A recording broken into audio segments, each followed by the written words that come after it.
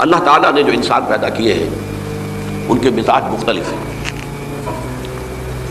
ان میں کچھ لوگ ہوتے ہیں جو قوی ہوتے ہیں ارادے کے، جو فیصلہ کر لیا ڈٹ گئے. کچھ لوگوں میں وہ قوت ارادی اتنی مضبوط نہیں ہوتی، وہ ادھر ادھر سوچتے رہتے ہیں. کچھ لوگ جسمانی طور پر بہت توانا ہوتے ہیں، کچھ لوگ جسمانی طور پر پیدائشی طور پر کمزور ہوتے ہیں. تو اگر کوئی قوت ارادی کمزور رکھنے والا شخص ہے، وہ بھی تو اللہ کی تخلیق ہے، اللہ کا بندہ ہے، خطاؤں کا ظہور ہو جاتا ہے، توبہ کرتا ہے، پھر کچھ عرصے کے بعد پھر خطا کا ظہور ہو جاتا ہے، پھر توبہ کرتا ہے. تو ہم تو یہ سمجھیں گے کہ ایک حد کے بعد پھر اس کی توبہ قبول نہیں ہونی چاہیے. لیکن حدیث سنیے. وعن ابی ہریرہ رضی اللہ تعالی عنہ قال قال رسول اللہ صلی اللہ علیہ وسلم ان عبدا اذنب ذنبا، یقیناً ایک بندہ جو ہے وہ ایک گناہ کرتا ہے. فقال، پھر وہ کہتا ہے رب، اے میرے پروردگار، اذنبت فاغفر لی، مجھ سے گناہ ہو گیا ہے، مجھے معاف فرما دے. فقال ربہ، تو پروردگار یہ کہتا ہے اعلم عبدی ان لہ ربا یغفر الذنب ویأخذ بہ، میرا یہ بندہ یہ جانتا ہے کہ اس کا ایک رب ہے جو گناہ معاف بھی کر سکتا ہے اور سزا دے بھی سکتا ہے. کیا معنی ہوئے؟ گناہ اس نے کیا ہے لیکن جانتا ہے اللہ کو کہ وہ معاف بھی فرما سکتا ہے، تبھی تو وہ اللہ سے معافی کی درخواست کر رہا ہے. اس کے اس جاننے کی بنیاد پر، اس کے اس علم کی بنیاد پر، اس کے اس ایمان کی بنیاد پر فرمایا غفرت لعبدی، میں نے اپنے بندے کو معاف کر دیا. ثم مکث ما شاء اللہ، پھر وقت گزرا جتنا کہ اللہ نے چاہا. ثم اذنب ذنبا، پھر اس سے گناہ ہو گیا.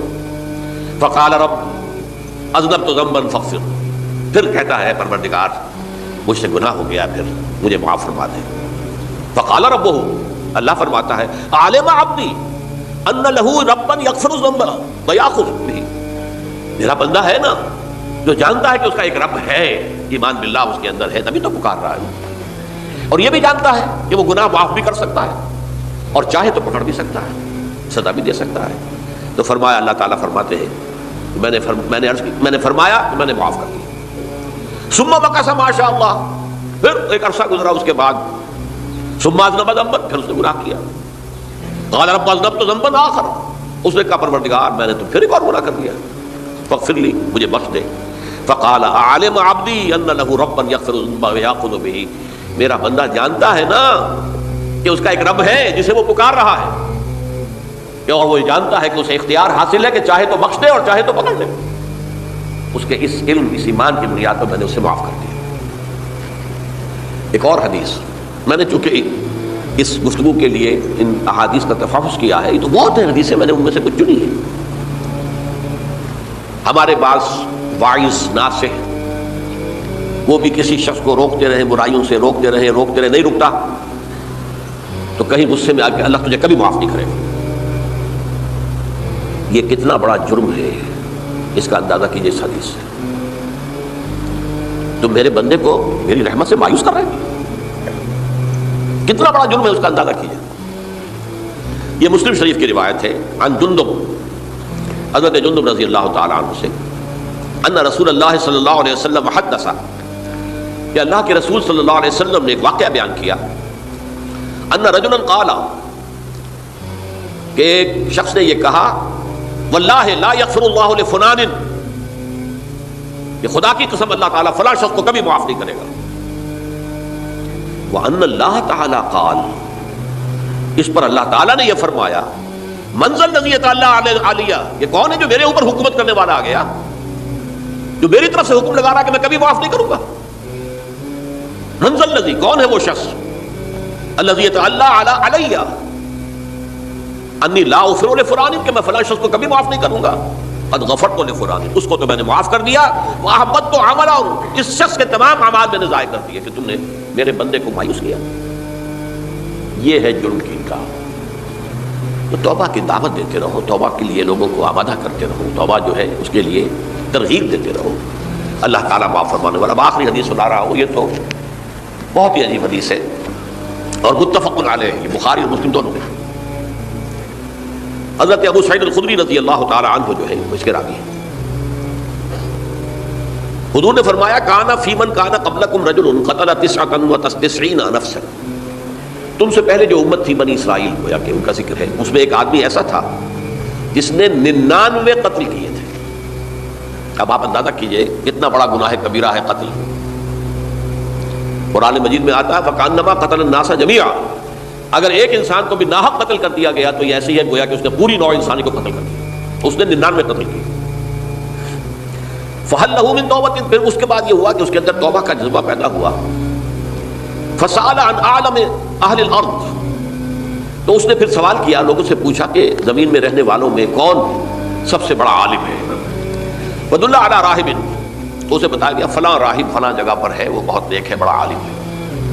فَأَتَاهُ، وہ اس کے پاس آیا، فَقَالَ أَنَّهُ قَتَلَ 99 نَفْسًا فَهَلْ لَهُ مِن تَوْبَةٍ، انہوں نے کہا دیکھیے راہب صاحب میں نے 99 انسان قتل کیے، اب مجھے یہ بتائیے کہ میرے لیے توبہ کا کوئی امکان ہے؟ فقال اللہ، اس نے کہا نہیں۔ فقتلہ، اس نے اس کو بھی قتل کر دیا۔ فکمل بہ مئتن، اپنی سینچری مکمل کر لی، مطلب 99 کے بعد ایک کی کسر تھی، اس کو بھی قتل کیا، 100 پورے کر لیا۔ ثم سأل عن عالم اہل الارض، پھر اس نے پوچھا کوئی اور کوئی بڑے عالم انسان ہو۔ فدل علی رجل عالم، پھر اس کی رہنمائی کی گئی ایک بڑے عالم شخص کی طرف۔ فقال انه قتل 100 نفس، تو اس نے وہاں جا کر کہا کہ میں 100 انسان ہلاک کر چکا ہوں، قتل کر چکا ہوں۔ فهل له من توبہ، میرے لیے توبہ کا کوئی امکان ہے؟ فقال نعم، اس نے کہا کیوں نہیں، 100 قتل کیے تب بھی کیا ہے، توبہ کا راستہ دروازہ کھلا ہوا ہے، معلوم یغرغر، جب تک کہ وہ گھنگرو نہیں بج رہا اس وقت تک تمہارے توبہ کا دروازہ کھلا ہوا ہے۔ پہلے افراد توبہ کریں اور صحیح توبہ کریں۔ صحیح توبہ کیا ہے؟ ہماری زندگیوں میں کوئی حرام شے ہے فوراً نکال باہر، ہماری معاشرت میں اور اس معاشرے میں رہتے ہوئے جو قانون ہے جس کے ہم پابند ہیں، ہم کسی زانی کو رجم نہیں کر سکتے، ناممکن ہے، یہ تو قانون ہی بنے گا تب ہوگا۔ ہم کسی چور کا ہاتھ نہیں کاٹ سکتے، تو قانون بنے گا تو ہوگا۔ تو ہم جن چیزوں پر عمل نہیں کر سکتے قانوناً، ان کے علاوہ باقی پوری شریعت جس پر عمل کیا جا سکتا اس پر عمل پیرا ہوتا ہے۔ سود میں بند نہیں کر سکتا، بینکوں کو میں آگ نہیں لگا سکتا، اور بینکوں کو آگ لگا دیں گے تبھی سود تو ختم نہیں ہوگا، لیکن یہ تو کر سکتا ہوں نا کہ براہ راست سود میں ملوث نہ ہوں، سود پر قرضہ لے کر اپنا کاروبار نہ چمکاؤں، نہ بڑھاؤں، سود پر قرضہ لے کر اپنے مکان نہ اونچا کروں، یہ تو کر سکتا ہوں۔ تو کم سے کم جو ڈائریکٹ کسی نے قانون نہیں بنایا کہ لازم ہے آپ پر کہ آپ سودی قرضہ لیں اور اپنی بلڈنگ عالی شان بنا لیں، کسی نے نہیں کی۔ یہ اگر کر رہے ہیں تو آپ مجرم ہیں۔ آپ کے معاشرے میں کوئی قانون نہیں بنا کہ پردہ ختم، برقع حرام، مصر یہ ترکی میں تو کر دیا گیا تھا برقع حرام، وہاں تو سر کو اوپر جو ہے ڈھانپنا جو ہے، سکارف لینا بھی ممنوع ہے، یہاں تو نہیں ہے۔ پھر یہاں جنہوں نے چھوڑا ہے مجرم خود ہے، یہاں تو اللہ کا شکر ہے کوئی ایسا مصطفیٰ کمال پیدا آج تک نہیں ہوا ہے کہ جس نے ان چیزوں کا حکم دیا۔ ہاں ترغیب ہے، ذرائع ابلاغ کے ذریعے سے، فحاشی ہے، اریانی ہے، لیکن چوز آپ خود کرتے ہیں، فیصلے کا اختیار آپ کا اپنا ہے۔